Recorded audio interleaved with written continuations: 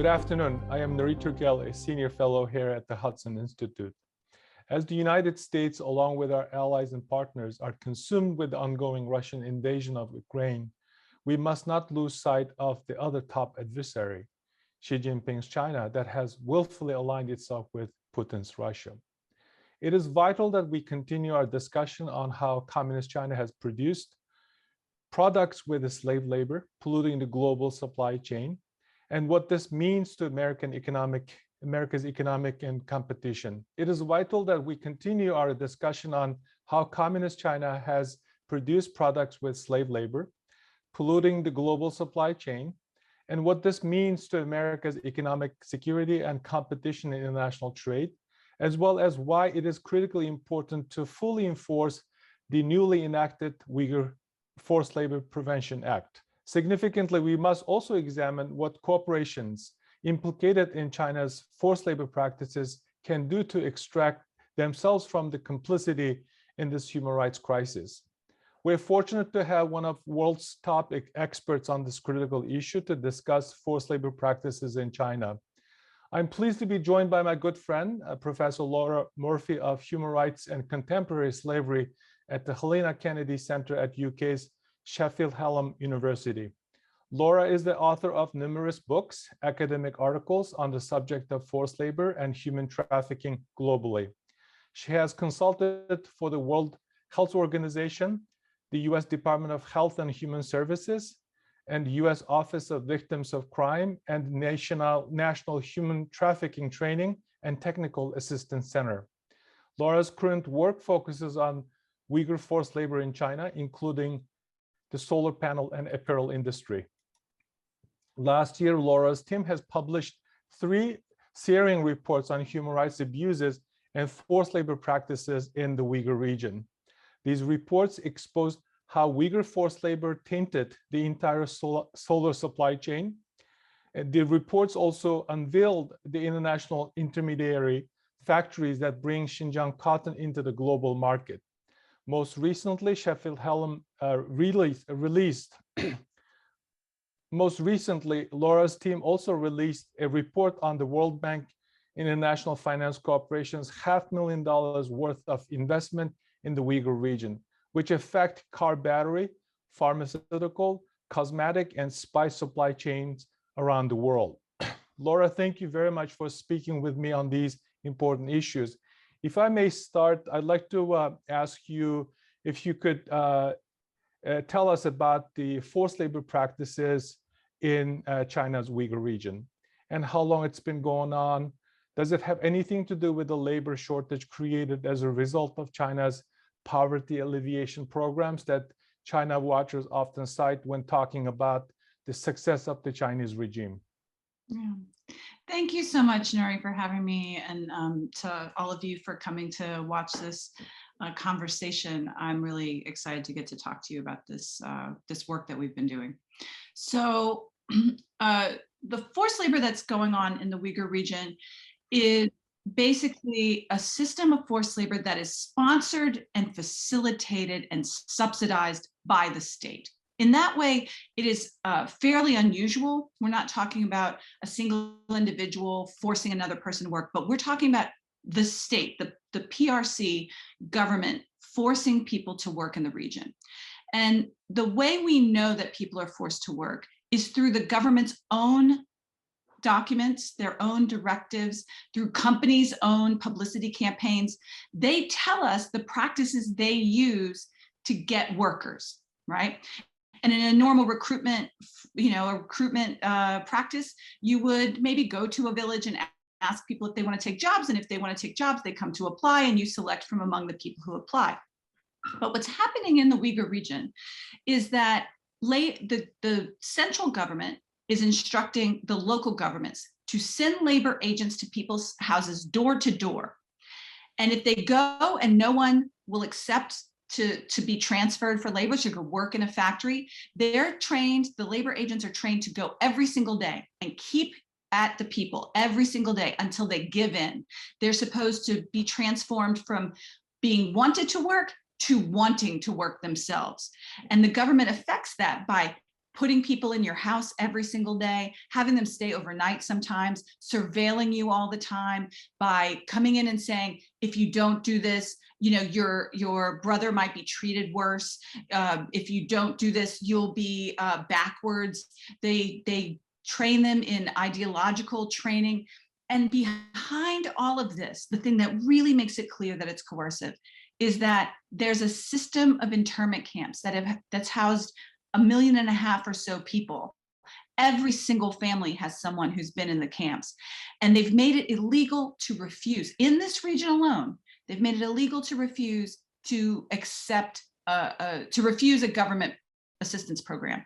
So if a Uyghur person or another minoritized person in that region says, no, I won't take this labor placement, the government deems them a terrorist, and the consequence can be going to internment camps. And everyone knows that. And so this is just a ubiquitous system of state-sponsored forced labor that people simply do not have the opportunity to refuse. On top of that, people can't leave their jobs. Often their dormitories are surrounded by barbed wire.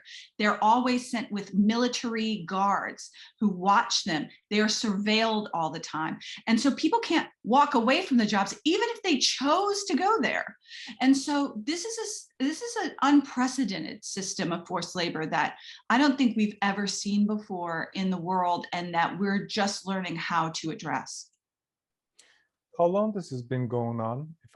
If you can address the forced labor practices, I believe already were happening outside of the Uyghur region. That's true. And so I think, so there's been a system called Hashar that exists in Xinjiang for generations. And that's a system of state conscription of workers. So the state comes into a village and says, we're going to need you all to work for the next month, picking cotton or doing some other kind of agricultural labor, or cleaning up the streets or something like that, planting trees. That kind of conscripted labor, it's typically unpaid, it's compulsory, people don't have a choice. That is also considered forced labor. That's been happening for generations. And one of the things to remember is that this crisis in the Uyghur region didn't emerge overnight. It wasn't a sudden shift in policy that made it so that Uyghur people were oppressed. They've been oppressed for a long time. And there's been a slow rolling out of oppressive policies, including this conscription of labor, but also other coercive strategies that the government has used, including taking away everyone's passports, refusing people the right to pray or to fast, restricting people's movement. All these things have slowly been and Nury, you know this, I mean, but all these things have been slowly unfolding with the world not paying attention. The world has simply ignored all of these slow movements towards what ended up being a sudden uptick in repression with the camps. And so we've watched as this system unfolds slowly, and other forms of coercion and other forms of forced labor have been allowed, the global community has allowed this to happen. But now with the camps, something has shifted in both the policies of the CCP and the response globally.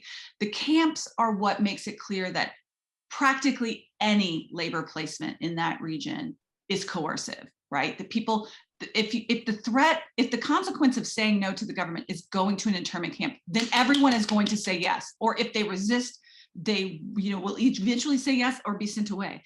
And so while forced labor practices have happened for a long time, and there are other coercive labor practices across China, this is an unusual situation, and one that is really outstrips any of these other situations in scope, scale, and severity since about 2016. Does it have anything to do with the labor shortage created as a result of China's poverty alleviation program? No, look, there are people working all over Xinjiang, and there are people who are farmers, and there are people who are salesmen, and there are also people who are computer scientists and diplomats and librarians.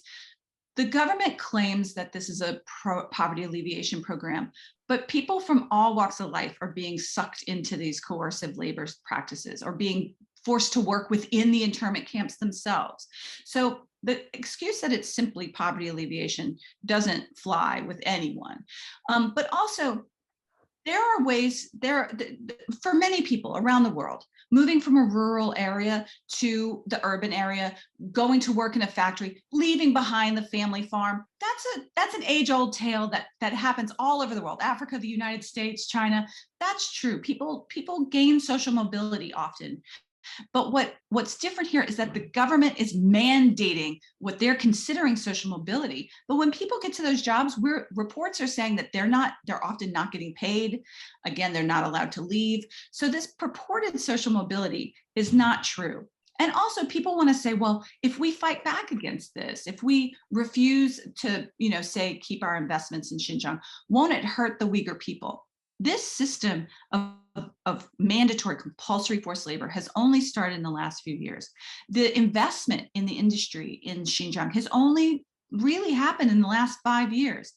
People have survived and lived and thrived in the Uyghur region for a long time with a unique industry or a unique and industrious economy that existed separate in many ways from the Chinese economy. This is a colonial imposition of both industry, which is extractive. It's extracting their resources, it's extracting their human resources, their labor, for the profit of others. And that profit is not going to Uyghur people, right?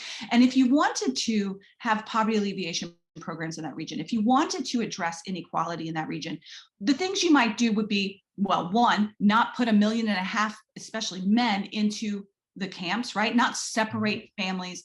You would create programs that allowed Uyghurs equal access to education, which they do not have today. You would give them equal access to business opportunities, which they do not have today. You would give them equal opportunity to ascend through the ranks of civil service and government. They do not have that right today. These are things you do to create poverty, not require someone in every single household to go and work in a factory. And so this system is harming Uyghurs so enormously and creating incredible profit for the people from outside Xinjiang that is not going to the people of Xinjiang. And on top of that, it is creating massive environmental destruction. It is, like I said, separating families. It's doing really, really detrimental harm to the people of that region. And so the idea that this is a development program or that somehow will harm the Uyghurs if we don't buy into China's narrative myth about this development program, that is just legitimizing a program of repression, and it's completely inappropriate. And no expert believes that. So picking up on that point, so are you suggesting that the Western companies that are implicated in the forced labor practices, if they leave, completely pull out, will not have a negative effect on the local population, the Uyghur people per se? No, the negative effect is continuing to invest in a system that is actively engaged in oppressing them. And so we think that companies need to pull out. I want to say this, there's a long-standing understanding within the development field that if we do blanket boycotts, if we completely divest from a region, it hurts the people who are doing good as well as the people who are doing bad, right? And there's merit to that. So let's say we decide we're not going to buy chocolate from Ghana at all. Well, there are some small farmers that are not using child labor, who are using good labor practices, et cetera, and they'll be harmed as well. In this case, practically every single company we have ever investigated there is involved in these state-sponsored labor transfer programs. Those companies are almost exclusively owned by people from outside that region and operated by people from outside that region. The vast majority of the good jobs, the administrative work, the technical work, even the accounting and the sales jobs are given to Han. And in many cases, they are explicitly in the job advertisements limited to Han only people, right? And so we're calling on companies to say, none of these practices align with our corporate commitments to ethical behavior in the world. They do not align with the UN Business and Human Rights rules, guidelines. And so we must pull out of that region. My hope is that there will be a day when instead of saying stop buy Xinjiang cotton, I'm telling people please buy Xinjiang cotton, because the farms will have been returned to the people who live there, and the factories will be staffed by people who are from there. I hope one day to be able to promote that, but this is not that day. The only thing we can do, we cannot remediate. We cannot go in and convince them not to do the government's bidding, take these forced laborers, right? The companies will not abide by these outside standards. And the Chinese government has made it illegal for them to do so, to abide by the government, or by the US government standards and sanctions, right? Right. And so we can't remediate it. We can't just selectively choose the companies that are participating, because they all are. And so this is the unusual situation where I say the rules are different in this case, right? Because we're looking at a fully state-sponsored system of oppression that is not limited to one or two bad apples, right? The other day I said, we're not looking for a needle in the haystack. It's the whole damn haystack. And so this is the thing. We've got to address everyone who's engaged in this. And the only way to do a responsible thing as a corporation today is to pull out entirely from that region. On a personal level, there's so many other issues, human rights abuses being reported, occurred, ongoing in the last 5 years at least. Why did you choose this particular topic to study and report? And is there anything that most personally surprising to you through your research and writing on this topic? So there are so many ways that Uyghur people are being oppressed in that region.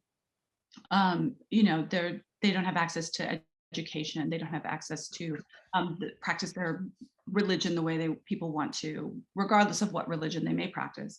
They're not allowed to stay in certain hotels. I mean, I think a lot of people who haven't been to that region would be surprised by how similar life is for Uyghurs today, or even 10, 15 years ago before the camps, as how similar it is to like Jim Crow United States South. Because Uyghur people they're literally not allowed to study some things at universities. There are hotels that are, you know, foreigners only. There are hotels that are Han only. There are lots of places Uyghurs aren't allowed to go, lots of things Uyghurs aren't allowed to do. And I think most people would be surprised by that. If you go on the ground there, it is clearly a colonial situation, is clearly a situation of racial domination that most Americans would recognize from what we understand about race in the US. And so all of those things are going on, but forced labor is one of the few levers we have, like labor and the economy, global economy is one of the few levers we have to pull to affect this situation. China is not going to listen to our pleas for human rights. We've learned that, right? They're not interested in what we think are the rights of the Uyghurs. But when it comes to leverage, the leverage we have is economic. And so we can say, we're going to stop buying those things. We're going to stop investing in that region. We're going to stop sending our money there, you know, and that is the only thing that we have seen so far that's been effective in shifting what's going on in the Uyghur region right now. And that, I think, you know, that's what brings me to it as a researcher. In part, I work on forced labor, but here in this one place, it's really important that we focus on the forced labor. The other things are important, right? Genocide, these things are critical, but my work brings me to this in part because I know that it's effective. In terms of what surprised me, I guess, you know, what surprises me, I guess sometimes what surprises me is that what we're doing is having such an effect that it really seems to get under the skin of people. Like government ministers come out and denounce researchers. Who ever heard of this? Like who cares? We just write papers. Usually they just blow in the wind, right? But it's clearly getting under their skin. We sometimes will research a company and their entire website, like a multinational corporation, their entire website will disappear overnight, right? So I think if you don't have anything to hide, why are you deleting everything about you, right? And so we've had to keep our research methods sort of alive to sort of keep pace with the changing circumstances and with the changing data environment, because really companies and government, they're taking things down the minute we see them constantly. So, I mean, in some ways that's a surprise to me, because I feel like a little bird just sort of tweeting, you know, and like, I assume that no one's listening, but they're listening. They know, and they're hearing what we're saying, and they know that it has power, because they don't allow this information to get into the, you know, the regular Chinese person's hands. So, yeah. You're right that they put out stuff initially intending to brag about the effectiveness of their policies, and as soon as researchers like yourself, experts like yourself start reporting, they take it down. Yeah. And it's too late for them. Yeah. During the process of legislating the Uyghur Forced Labor Prevention Act that many of us advocated, the businesses came in and tried to convince the congressional staffers, members of Congress, that there's a way to address this forced labor practices in Xinjiang, Uyghur region, through due diligence and auditing process. Do they have a point? Is that something that works like the other industries in a corporate compliance? For example, anti-corruption, anti-bribery investigation, policies and procedures that the companies put in place using a following due diligence, proper vetting of their suppliers. So I understand where people are coming from, because again, it is my true belief that in most cases, you don't want to just pull out of a company or pull out of a region. You'd rather go in and say, okay, let's improve your labor standards. Let's talk about what kind of labor standards we want you to have. Let us continue to monitor you. Let us do some due diligence and also some guidance, some training, right? And I think that in general usually makes sense. In this case, it's not possible. And that's because Uyghur people are not free to speak their minds, whether they're within Xinjiang or whether they're in the rest of China. And some people around the world, in Europe and the US and Australia, also don't even feel like they can speak, because they're so surveilled. The Uyghur people are watched everywhere they go. There are cameras in their houses, outside of their houses. There are QR codes on their house. The police have tracking on everyone's phone. Everyone has to hand over their phone. Their phones are being monitored. You have no right to privacy, and you have no right to air a grievance. We actually have documented people who have aired a grievance and at work and been sent to the camps for that. So everyone knows they can't talk. So what's happened now is that every legitimate auditing firm who does social audits or goes and even does like supply chain tracing due diligence in the Uyghur region, they no longer do that. They've actually pulled out. Some companies have been forced out of China by the government because they continue to talk about abuses that were happening in Xinjiang. So it's not only Uyghur people who can't talk about their own experiences, outsiders who are doing the audits can't talk about Uyghur experiences. So this has meant that there's a full silencing of any possible worker grievance that would be part of any good due diligence. So all experts in this field have decided, I'm talking about experts whose only job is worker voice, have said, nope, that can't be done there. That can't be done there. And so I sympathize with people who aren't familiar with the situation, saying, well, couldn't we just do the thing we've been learning to do all along, which is go and talk to the workers and figure out how to remediate, how to make it better. And I get that. We want that in most places. In this case, it's not possible. And so we've had to sort of draw a line and say, this is a situation. And look, I talked to all of my colleagues who are in workers' rights groups and human rights groups, and even corporate auditing firms and things. And everyone agrees that it's just not possible to do that work. And it's not possible to do it with Uyghurs outside of Xinjiang either. So there are Uyghur people who are being transferred to Zhejiang and other places across Guangzhou and to other places across China to work. And they too have this problem. And so it's very difficult if there are Uyghurs working anywhere in China to trust any due diligence that would say that they're being treated well. Yeah, I agree with you. It's hard to get a true sense of the people who cannot even identify or comfortably identify their ethnic religious background. That's right. So yeah, picking up on that point, I am very, very pleased that less than a week, a global, major global brands have been pulling out of Russia for invading Ukraine, for the ongoing atrocities committed against Ukrainian people. Uh, it took less than a week, but it's been more than 5 years in the case of China. Yeah. Why would they apply different standards? Part of it is that a lot of people identify with Ukrainian people because, you know, white, powerful CEOs identify with white people. And so that's a problem. But the other problem is that China has essentially, the Chinese government has essentially, you know, captured the market on so many of the goods that we consume around the world. And they have become the supplier to every industry. That there are very few things you can buy, and believe me, I try, very few things you can buy that do not have some component that's come from China.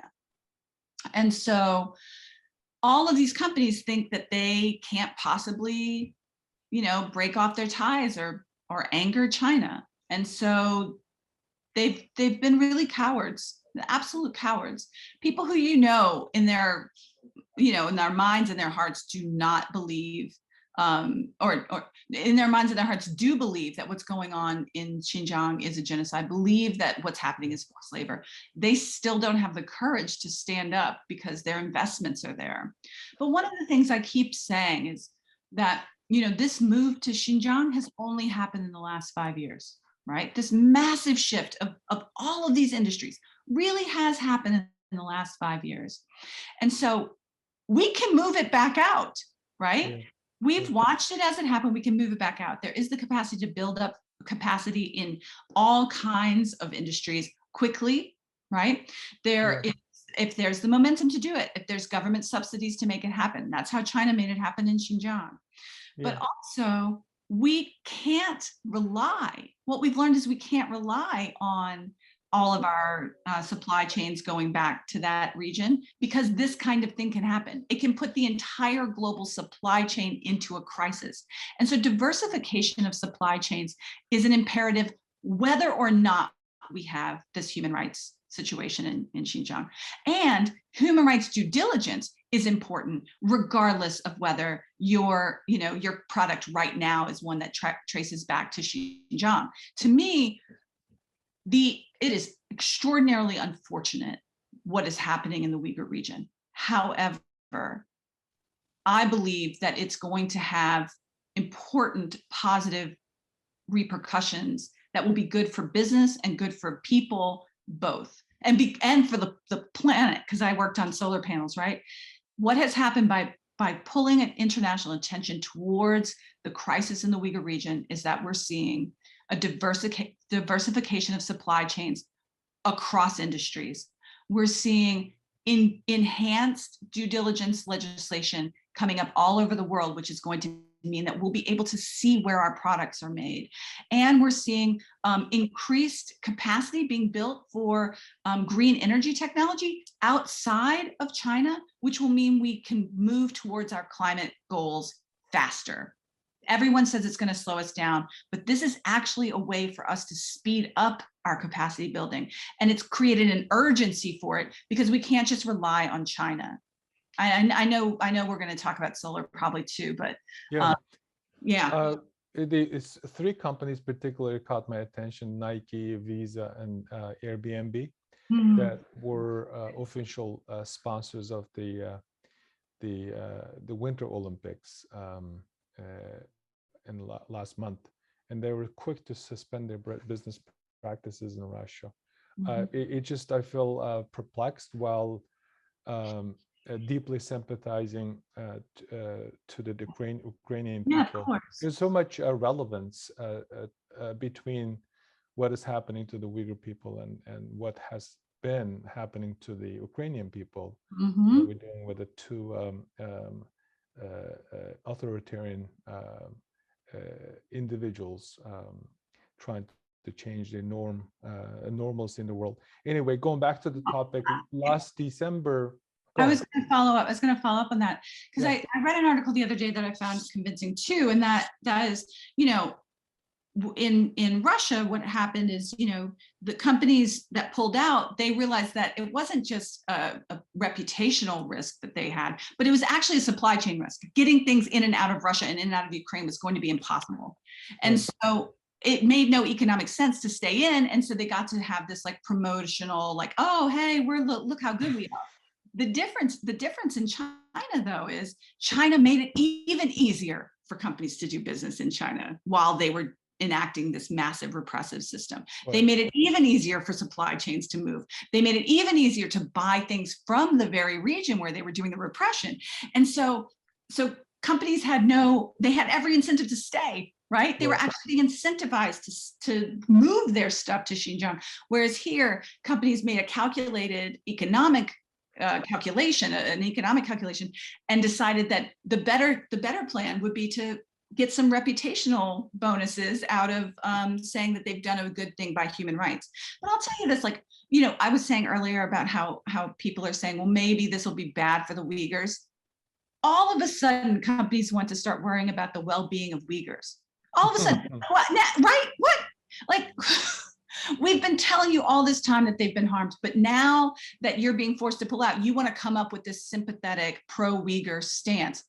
Nobody's buying it, right? You can't, and nobody's buying like the companies that are pulling out of Russia as just doing it because they have a heartfelt human rights commitment.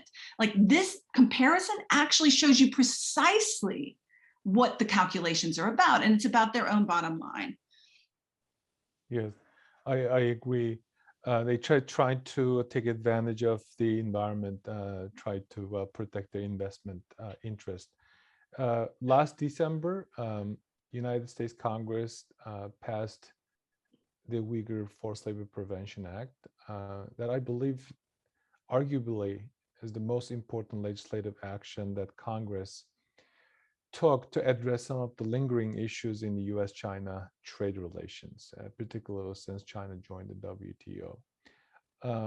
What do you think of this bill? Is this bill strong enough? What are the strengths and limitations of this legislation? And what are the global implications of this bill? And what can we do to ensure that this bill is fully enforced? Yeah, I would say that the strengths, remind me if I miss any of the parts of that question. I would say the strength is a piece of the legislation that's called a rebuttable presumption. Mm-hmm. So the rebuttable presumption is an assumption that anything that is made in whole or in part in Xinjiang is made with forced labor. And then the rebuttable part is that a company can then come and appeal and say, oh no, that's not the case. This one company is an exception, or this one product is in fact an exception. And this is an important move. And it's only happened, I think, before only with North Korea. But in a situation where the state is so in control and where the forced labor is so ubiquitous, it doesn't make sense for us to like pinpoint one company at a time, because it's all companies, right? It's pretty much all companies. There may be an exception. To this moment, I have not seen a company provide adequate, clear, and convincing evidence that they are an exception. But I'm open-minded enough to say, okay, maybe there is a company out there that's pulling a Schindler's List type situation, employing all the Uyghurs, saving them from internment. Maybe there's a Schindler out there. I'm going to hold out hope that that exists, okay? But in my research, and I've done a lot, I've looked at a lot of companies, I've never found a company that's able to prove that they're not using forced labor practices, and almost every single one, there's ample evidence that they are. And so the government made a right move. It was a tough move, and it was controversial, but in the end, people realize it's necessary. And it's necessary because now it gives companies the opportunity to say, look, I just can't buy that product, right? Before it was like, I'm making a choice. I don't know what choice to make. Now they know. It's off the table, and they can really move their supply chains. They can go to their investors and say, we have to spend a little bit more now, but this is why. They can go to the Chinese government and explain why if they need an explanation, et cetera. So I think this is good, and it's critical. It is a critical piece of the legislation that without it would have meant that the legislation was basically just lip service. What do I think is a challenge, or what could have been better? It needed to have funding attached to it. Which, and we need to have, and I don't know exactly how this bill worked and whether or not it was something that could have funding attached to it, but it needs to have funding attached as soon as possible, because it's going to be a lot of work. Here's what I'd like to say. I'd like to say that companies will now know that it's against the law and stop doing it. And so, stop buying products that are made in whole or in part in Xinjiang. And therefore, our law enforcement agencies will not have much work to do because companies will abide by the law. The only reason this should be a burden on CBP is if companies continue to break the law. And so a lot of people are like, oh, but won't this be hard on CBP? And I'm like, if people go out there and start, going on a murder bender, doing tons of murders, we don't say, oh, maybe we could change the law so that, law enforcement doesn't have so much work to do. That's not how we do things. This is against the law. It is against our law to import goods made with forced labor, and companies have to stop doing it. And it's on them to prove that they're not doing it. And it's surprising to me. I was on a call the other day where I heard CBP talking about what they're doing. They talked about being in partnership with industry. And essentially, to me, it sounded like they just said, we, a law enforcement agency, are in partnership with the criminals who, right, that not all companies, not all industries are criminals, but a lot of ways, companies are getting the opportunity to dictate the terms upon which they will be investigated for breaking the law. And this is a real surprise to me. They keep asking, well, tell me exactly what evidence we need to be able to prove that we are in compliance. And I think, what other crime allows the people who are potentially, or suspected criminals to dictate the very questions they'll be asked when they're being investigated for that crime? This is a real surprise to me, and it shouldn't be. It shouldn't be. Obviously, I'm not naive. I'm not entirely surprised, but this, I think, is a bit of a problem. I don't think that everybody who's in business is committing a crime right now, but companies need to be aware that doing business in that region is now a crime. And I think that people should stop looking for loopholes and opportunities to, maybe convince people, and just understand both the law, the spirit and the meaning of the law. Get out of there. The US government does not unanimously decide that they're going to totally cut off a part of China lightly and without evidence. There's a lot of evidence. And so I'd like to see companies step up and say, I'm making a commitment right now.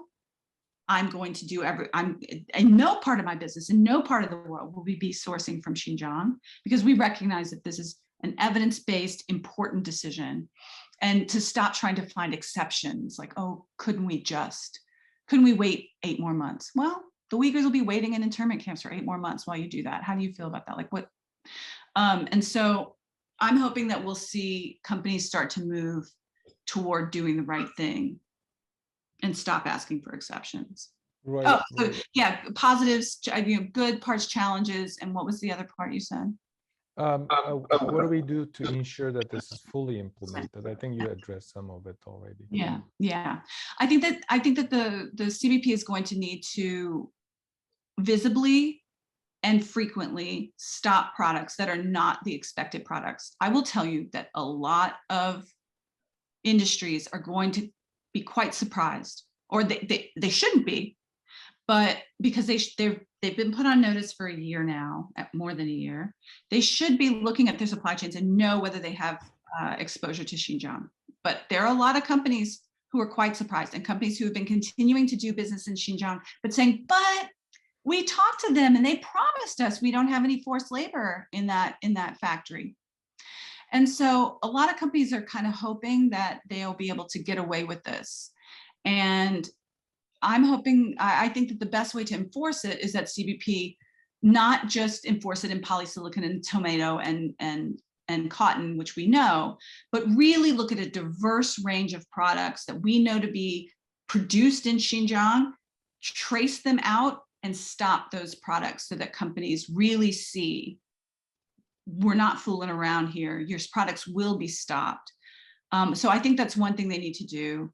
I mean, there's just a number of things. And I think that the evidence that a company should have to provide to show that a company outside of Xinjiang, no company in Xinjiang should be allowed to be part of the supply chain or to even be considered for exception, because there's no evidence that will be convincing. But in the rest of China, I think they need to really request significant evidence that would show where, or would really conclusively show that a company is not using forced labor if it's being suspected.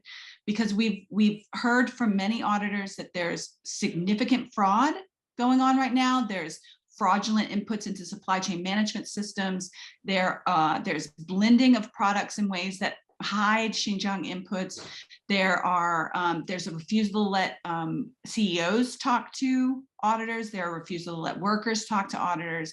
And so we would need a significant amount of evidence to be assured that a company is not engaged in something that we can see online they are engaged in. Thank you. Let's talk about the use of forced labor in green technology, solar panel industry in particular. During the process of legislating the Uyghur Forced Labor Prevention Act, you may have read, I have, that some environmental activists, even some US officials, stated that it will take 10 years for the United States to catch up with the Chinese solar panel manufacturing industry, but the evidence shows otherwise. And also, in addition to this, in addressing the environmental activists' concern, the US does not use forced labor or dirty coal in solar panel manufacturing, whereas that is part of the practice in China. So can you please help us better understand this vital industry that is crucial in the United States green technology revolution in the future? Yeah. I think that the United States is not the only place where expanded capacity can happen. And so, if people are citing a 10-year ramp up, if you want to build a plant in the United States, it might take a little bit longer, but the government can do things to ease those processes, to expedite, paperwork and things like that. And I've talked to many experts in the metallurgical grade silicon industry, in the polysilicon industry, in the solar manufacturing industry, panel manufacturing industry, all of whom have said you can get a plant up and running, depending on which part of that you're talking about, between 18 and 24 months. What takes time is getting the paperwork done and getting the environmental screenings done. That takes a little bit more time. So we can have expanded capacity in a couple of years if we have the will to do it, right? And we can do that all over the world, not just in the US, and it's already happening. There are a couple of companies who saw the writing on the wall and started moving their supply chains and their manufacturing to Vietnam, to Malaysia, to India. India is opening up a ton of new capacity because they could see that there's money to be made in it. There is.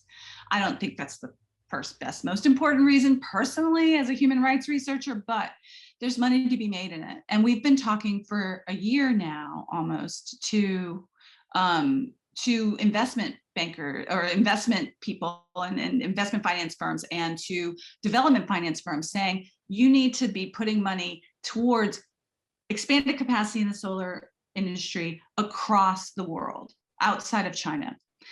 And that's, as you said, because of both the human rights impacts and the environmental impact of producing these products in Xinjiang. Xinjiang produces the highest carbon footprint polysilicon in the world by magnitude, orders of magnitude. It is shocking. Yunnan creates their polysilicon using hydro-based energy, and they make extremely low carbon footprint polysilicon, as it turns out. So there are parts of China where you can buy non-forced labor tainted, low carbon footprint polysilicon, but But the Chinese government moved 45% of the manufacturing of the world's polysilicon to Xinjiang because they're doing it based on coal. And polysilicon manufacturing is extremely energy consuming. And so this means that like that is what really is lowering the price of that product. So we're building our green future on coal. And like people are saying, well, we can't afford not to. And I'm like, how can we afford to do that? We can't afford for it for people. We can't afford it for the planet. And so again, I think that this crisis has shown a light on what's going on in Xinjiang, both in terms of people and the environment. That has been crucial. And so when people say we're pitting the environment against human rights, that is not true. That is what people say in order to try to win the ability to get permission to continue to use forced labor. That is not okay. That is completely disingenuous. It is completely untrue. What we see is that this attention to this human rights crisis has actually advanced the building of capacity of solar energy, and that's a good thing. Thank you. The environmental activists always been pushing. I'm all for. We're all for preserving the environment, protecting the environment, and make a positive contribution to the climate crisis. But making that kind of false equivalency, presenting false choices, I think it's disingenuous, short-sighted. In your most recent report on the World Bank's development investment arm, you recommended that the governments take note of DFI investments for the United States in particular to take a leadership role in enhancing oversight of IFC's investments. Have you seen any momentum or responsiveness from the government officials in addressing this particular concern? I love your optimism, Nury. The report came out, I think like 15 days ago. So you're like, let's get moving. I like it. I like your energy. But to be honest, there has been some movement. We've talked to several government agencies and several. We've gotten calls from several more. The Interparliamentary Alliance on China, which is a consortium or collaborative of several legislators across the political spectrum and across the world, have written to the IFC to ask for a response from them on what they're doing and what they're going to do to address these violations, which include, by the way, not just human rights and labor violations, but also significant environmental violations that are all prohibited. These kinds of things are explicitly prohibited in IFC funding. And so government agency or government legislators have, many legislators have written letters already. We've met with many government agencies, both the US and Canada. We've got a meeting with Japan. So we're hearing back very quickly that this is a thing that governments realize that they need to act on and they can speak out on. We've also talked to some representatives of the World Bank itself. So I think that there is momentum, and I think that I'm optimistic because the IFC has explicitly stated that they have in the last 2 years not made another new investment in that region, and that they have exited several investments in the Uyghur region. I'm not sure why they decided to hold out on these 4. It could be because they're, invested in keeping China happy. It may be because they thought these were exceptions. We did the work, which they could have done from their desk just as well as we did, to show just how egregious the violations are and to point out where their system has failed. And our hope is not only that they will divest from those 4 companies, which constitute $500 million in investments just in those 4 companies. We hope that they'll not only pull out of those 4 companies, but actually look at their protocols to see how they can avoid this kind of a thing and how to deal with a crisis such as this one more proactively instead of having to wait for people like us to find them out. Thank you. Have you faced any personal backlash, repercussions since you've been publishing these reports, discussing, covering topics that are sensitive to both the Chinese regime and the global brands, corporations. I got sanctioned by the Chinese government last December. Right. I'm so sorry that happened to you. And other researchers have been sanctioned as well. And it's, it's something that weighs on our mind.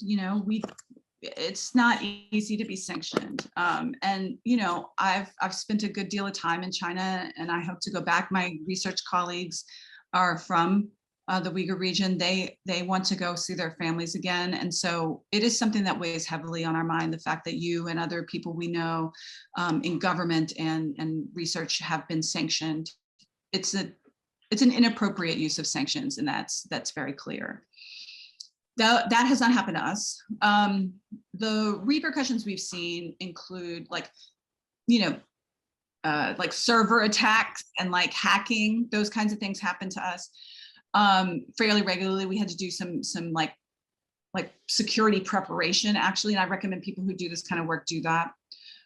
We've also had a couple of companies come after us instead of cleaning up their supply chains. We welcome companies writing to us and telling us about what work they're doing, and we put it up on our website, and you can see companies' responses on our report websites if you're interested to see the kinds of actions they're taking and the kinds of things that they're saying. But we had a video, like the CGTV made a video that like condemned our report. But so far, knock on wood, so far we've sort of stayed out of the fray. And, it's been good to be working with colleagues who are just ready to do the work. And we sort of do a lot of work of like sort of, steeling ourselves for the difficulties, but we're very well supported by our department and university. And it's been overall, it's been a good experience to be able to do this work. To be able to do the work. I think our government should put in place some legal tools to protect officials, academics, even journalists being harassed, punished for simply us doing our job, fulfilling our professional obligations. Yeah. I have one final question. I have been publicly saying this, but I'd like to hear your thoughts. Why these issues that we've been discussing today matter to American consumers? In other words, why should the American consumers care about this? And is there anything, if at all, that American people can do to stop slave labor produced products coming to our stores, or their stores, or homes? Yeah. Is this a U.S. economic security issue? Is it purely a human rights issue? If it's related to broader U.S. or American interest, can you articulate? Can you describe? Can you share your thoughts? Why should the American people care about this? Yeah. So at a domestic level in your home, like I think that a lot of consumers want to believe that the things that they're buying are made with free and fair labor. We all know that there's no way that you can buy a t-shirt for $1 and have all of the conditions along the supply chain be good. And yet, not everybody can afford to buy fair trade goods. I know that this is a problem, but I will say that I have been working since, for a couple of years now to buy only used goods, to shop on eBay and Etsy and shop with people who are making homegrown things and shopping locally for groceries as much as possible, because I've realized the actual human cost of allowing forced labor to enter our supply chains. And so at a close personal level, I think individually as consumers, I think a lot of people are very concerned about this and would be really shocked to see the conditions under which Uyghur people are living right now and working.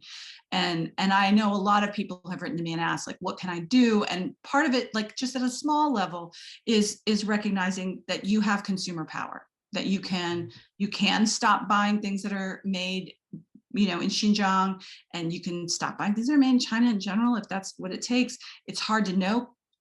We need a law that says that even online on Amazon, we should be able to see where something is made, and we need to know where exactly it was made. I want to see the factory on Amazon, right? I want to know where something is made. But so we can advocate for laws like that give us consumers power to know where things are made. We can also advocate as consumers to have human rights due diligence and just basic supply chain tracing as part of basic corporate auditing, because companies should know where the raw materials for their goods come from. We assume they do. They claim they don't.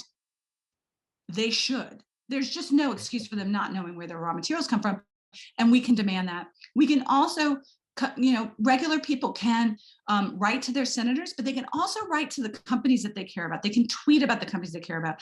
If you like wearing a certain brand of clothes, you need to call them out and say, hey, or what are you doing about Xinjiang cotton? Or what are you doing about sourcing from the Uyghur region? You can do that, and they listen. If you're an investor, they listen even more. And there are investor alliances that are going to these companies and saying, we want you to account for what you're doing on this human rights crisis. We want you to account for, you know, whether the goods that we're supporting are being made under forced labor. So there are lots of things you can do at those levels.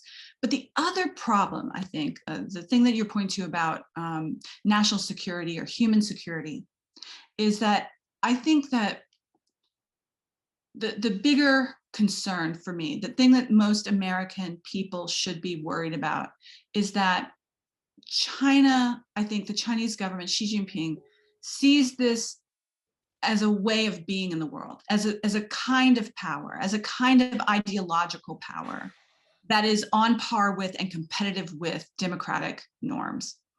And in the government directives, which I unfortunately have to read all the time, he outlines, and his government outline very clear ideas about what kind of society they want to see. And that society reduces difference.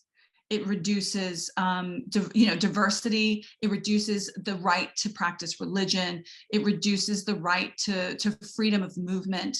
And in practice, it has put people into internment camps. It has created a system of surveillance that is ubiquitous, that can identify you by the way you walk, right? That the police can catch you in 8 minutes, even if you've done nothing wrong.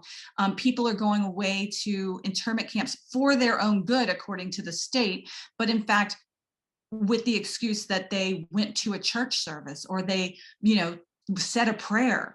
And this is not the kind of world we want to live in.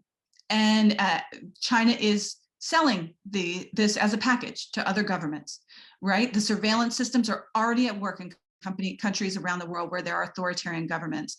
And it is absolutely terrifying. It is a dystopian reality. And I am not exaggerating at all. And we all of us around the world need to really begin working, legislating, campaigning to ensure that this way of controlling the population doesn't spread to other places. Simply put, that American people should say no easily to normalization. Yes, that's it. Of slavery and of mass surveillance. Yeah. And restrictions on religious practice, and these are things that we should all be able to say no to very easily. Absolutely. Before I close, can I ask you, Laura, to direct the participants in today's program to your reports? If you can provide a quick reference or web address. Sure. The web addresses are long, but if you search for Sheffield Hallam University Forced Labor Lab, you can see all of our reports that we've had come out so far, including evidence briefs that we've submitted to governments. And we have a lot more coming out this year. So if this is of interest to you, we have a lot more. Stay tuned. And I'm at Laura T. Murphy on Twitter. Thank you. I encourage our viewers to examine the reports, Laura Murphy's report, and consider the implication of our discussion today.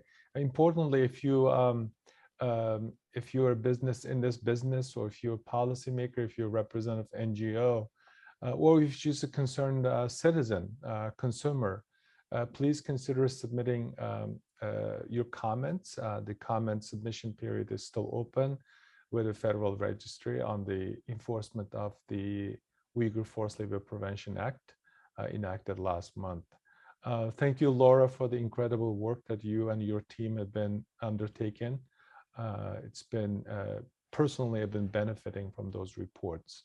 I got myself educated, particularly on the solar panel industry that I was not familiar with in the past. With this, I conclude today's program, and thank you very much for joining.